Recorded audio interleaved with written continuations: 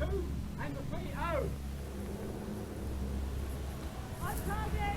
And the 3-1 steps on target. Engage. 15-200.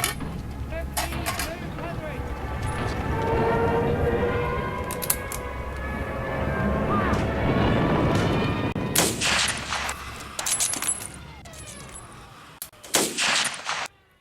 According to the war diaries, compiled by Right Troop Commander Lieutenant Corbett, their gun position was 2,500 yards due south of Hanya, 4,500 yards due west of Suda Docks, and 3,000 yards east of Galatas. That will put them around about here, and this ties in with a map made just prior to the invasion. Their guns were facing eastwards towards the docks. So here we are in the vicinity of that gun position, of Right Troop gun position. Now, you got to understand that these olive trees at the time, 80 years ago, were only about 2.5 feet tall. And what I'm going to do, I'm going to show out the layout of the gun position at the time. Okay, so this is orientated as well. So here we've got a road running north to south. So Hanya's up there. We've got the 4 guns that were always laid out, or mostly laid out in a horseshoe pattern. So you've got number 1 gun, number 2 gun, number 3 gun, and number 4 gun. The command post, or CP, was generally about 15 yards from the front 2 guns. Their tented area and cookhouse, etc., was on the other side of the road here. So when they wanted to rest or get their breakfast or whatever, or get their meals, they'd go back here. Unknown to the boys of 234 Battery, they were to be a victim of their own success. Their hit rate on German aircraft coming into the port of Suda and over Hanya was devastating to the German fighters and bombers. The overhead camouflage of the gun position was pretty poor, as discovered when they found aerial reconnaissance photographs in the possession of a dead German officer. The gunners inflicted a heavy toll on aircraft that were attacking the port and Hanya. So much so it worried the Germans that they deemed the gunners to be a serious threat to the forthcoming airborne invasion. So much so that they specifically tasked paratroopers and glider troops to take out the guns. The gunners reverted to open sight action, meaning direct firing, no instruments, there wasn't time. Suda port was getting murdered, and the sheer volume of German aircraft coming over was overwhelming. A bomb struck number 3 gun pit. All the crew were injured. The Stukas and ME-109s were bombing and strafing the whole of the gun position. Lieutenant Corbett, the gun position officer, or GPO, ordered the injured men to retreat back to the tent line. When the bombing and strafing ceased, it was just moments later when the German gliders began landing right on top of the gun position. 9 gliders, each carrying 10 heavily armed troops, were tasked with neutralising the guns. These men were led by Lieutenant Gentz. Only 1 glider failed to make the landing zone. Of the 150 men in Right Troop, they were only issued with 8 rifles, and 4 of them were with the wagon lines a couple of 100 yards away. Plus they were issued with 2 Lewis machine guns. The 2 Lewis machine guns were located with 1 at number 1 gun and 1 at number 4 gun to protect the flanks. Manning one of the Lewis guns, near number 1 gun, was Gunner Reed. One of the gliders came hurtling in and landed almost on top of number 1 gun. It came in, wind whistling under its wings, sparks flying off its skids as it was hitting the rocks and boulders, and the wings falling off. As it came to a halt, Gunner Reed opened fire with his Lewis gun and killed every occupant. He then ripped the Lewis gun from its tripod and started using it as if it was his own personal small arm. Many gunners on the position, or the survivors, thought he should have got the VC. After the gliders landed, the gunners had to fight for their lives. Don't forget they only had 4 rifles and just their bare hands.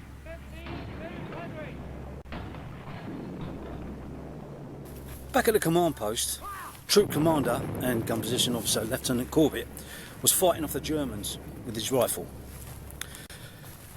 Lieutenant Stebbins, who just happened to be a nephew of the regiment's commanding officer, was doing the same at number 3 gun pit. When the Germans overran the gun, obviously with superior firepower, they ordered the occupants to come out with their hands up. They did this, but were shot in cold blood, despite being wounded. The Germans then blew the roof off the command post with a trench mortar, and that's when the men of 234 knew that the game was up. Gunner Stan Upton, who was inside the command post at the time, along with another gunner, Charlie Milner. Stan Upton pulled out his cigarette packet, pulled out a fag, stuck it in his mouth and lit it. Charlie turns round to Stan and says, "Come away from the door." Before he could finish his sentence, the Germans had machine gunned through the door, and Stan died smoking. Lieutenant Gentz, the commander of the German glider company, then appeared, and in perfect English he shouted, "If you want to come out of there alive, come out now." Charlie Milner emerged carrying an injured sergeant, Sergeant Goldfinch, a veteran of the First World War. Charlie himself was injured. He'd earlier been shot in the hand and one of his fingers was hanging off. As they emerged from the command post, there were about 10 Germans stood there like a firing squad, and they just opened fire on the surrendering wounded gunners. As they was raked with machine gun fire, Charlie fell, still carrying the injured sergeant. He fell over the body of one of his fellow gunners. Sergeant Goldfinch was shot. Charlie lay there waiting for the second burst to come in, but it didn't come. He later found out why. One of the Germans had accidentally shot a German officer. He was rolling around on the ground holding his stomach, cursing the German that had opened fire. So they obviously thought it a bad idea. Those Germans had shot the gunners in cold blood. As Charlie was lying there, he was going to die anyway, so he just started cursing the Germans. The air turned blue. But the second burst didn't come. And Charlie thanked the Lord that the Germans didn't understand English. At that moment, only 7 survivors were accounted for out of 150 men. The Germans made them wounded survivors then retrieve the German dead and wounded. They wouldn't let them retrieve their own dead or tend to their own wounded. Not even the Germans attended to the British wounded. It's thought that a lot of the men, having laid out there all day without being tended to, died of dehydration or bled out. They simply died of German neglect. Charlie himself had to covertly take a field dressing off of one of the dead gunners for his own injury. He'd used his own field dressing on the then injured sergeant. At about 1800 hours, the Germans got wind of an imminent attack by the British to retake the guns. The Germans then marched the British survivors to a slit trench at the back of the gun position. The Germans jumped into the slit trench, then ordered the gunners to lay down as human sandbags. At one point during the day, it's documented that they saw 2 gunner sergeants lying down, face down, next to each other, each with a bullet hole in the nape of the neck. It was an obvious execution. The Germans started to massacre the gunners after surrender. Wounded men massacred. Gunner John Clough was lying on his side in gun pit number 2 when he could see thousands and thousands of paratroopers landing to the west over the village of Galatas. The massacre went on. Gunner John Clough lay there and watched it unfold. At one point, a gunner, Jock Ferns, was shot in cold blood. He didn't die immediately. Gunner John Clough could hear him shouting, "You effing bastards," and then he died. Gunner Clough lay there for 30 minutes and then he decided to crawl out. As he crawled out, there was a German officer stood there with a Luger in his hand. He thought he was going to die, but the Germans simply ordered him to go to the command post. The Germans then proceeded to lay charges in the breeches of the guns and cut the comms cables. The surviving gunners were held in a tent all day with no food or water. If the Germans found any surviving gunners in the slit trenches that shoot him in cold blood.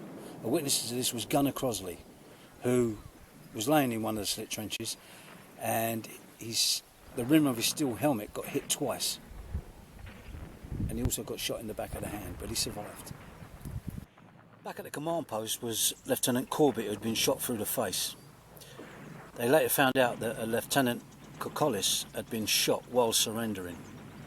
In the words of Gunner Clough, callous bastards and cold-blooded murder. On another occasion, a team of drivers was trained up as a spare gun crew, and they were actually manning gun number 1. During the battle, because of the lack of weapons, they retreated into a shelter.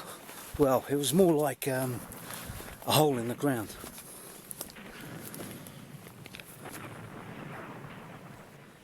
The Germans threw hand grenades into the shelter. 2 gunners were injured. One very seriously, Gunner Banforth. He was in so much agony that he said to the rest of the guys, "Look, I've got to go out." So he emerged from the shelter with his hands in the air, and the Germans cut him in two with a machine gun.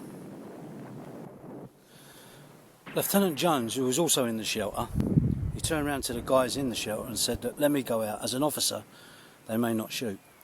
He too went out with his hands raised in the air, and he too was shot. 7 or 8 men had actually entered the shelter, and now 2 of them were dead. Another one in the shelter was Gunner Alf Hay. Now Alf Hay, they'd gone into the shelter about 9 o'clock in the morning, and it was now about 5:45 in the evening. All of a sudden they could hear a whistle. Sergeant Hooker, who was also in the shelter, he later ended up with 11 bullet wounds down one side of his body. Sergeant Hooker said to Alf, "Take a peek outside." When Alf looked outside, all he could see was, again, cold-blooded murder, men just being massacred, wounded men in their trenches. A few minutes later he heard a whistle. Now he knew that the Germans had whistles, so he thought that they were Germans, and he didn't really want to compromise himself, having been stuck in the shelter all day. It was then that he realised that the whistle was from a Royal Marines officer. The Royal Marines had taken back the gun position. It's documented that the remainder of the men in the shelter, they remained quiet. They obviously weren't going out to a slaughter, and they remained quiet all day. And the Germans actually mounted a heavy machine gun for the rest of the day on top of the shelter.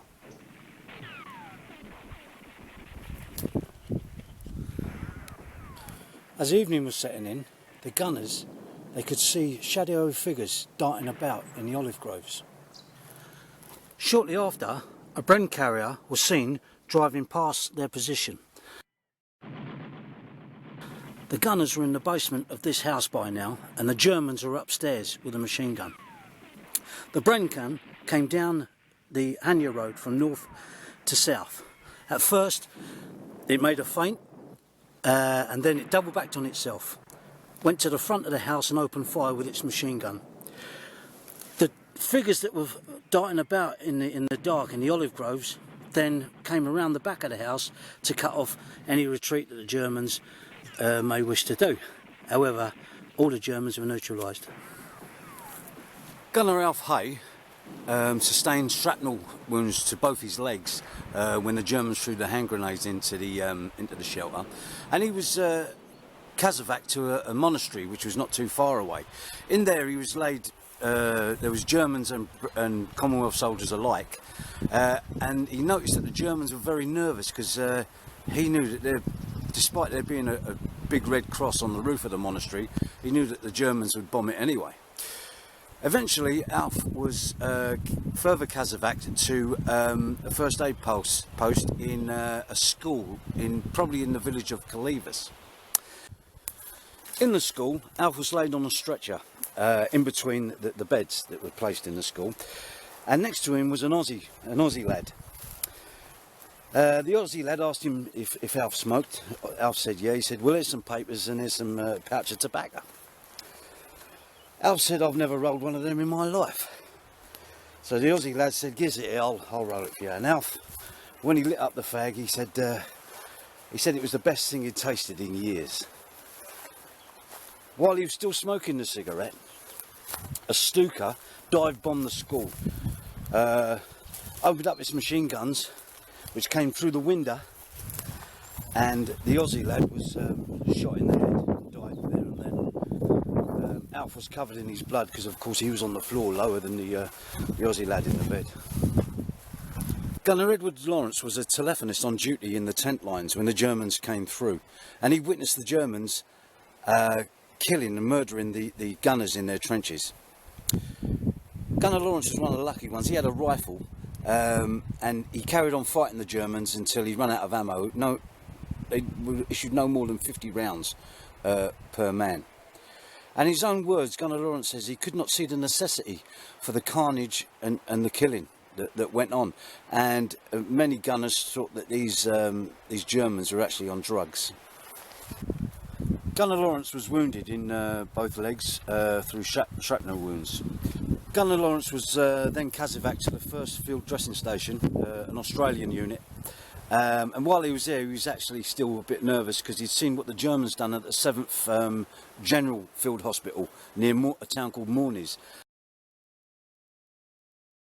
When the Germans reached there, they simply threw hand grenades, entered the tented accommodation, just threw hand grenades under the beds of the wounded.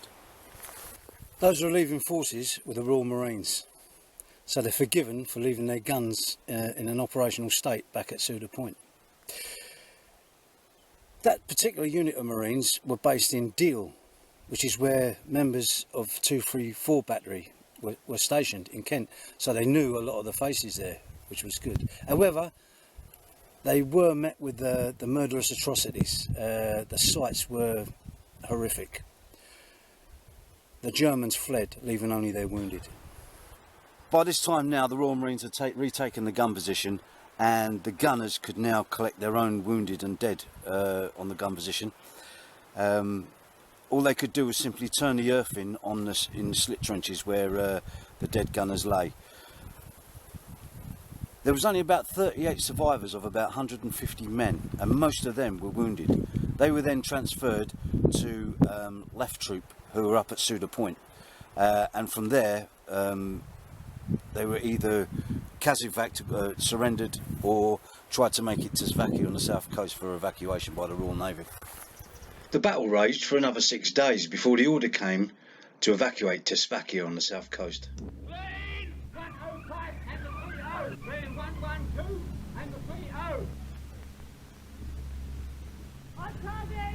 And the 31. That's on target. Engage. 15 200. 15 200.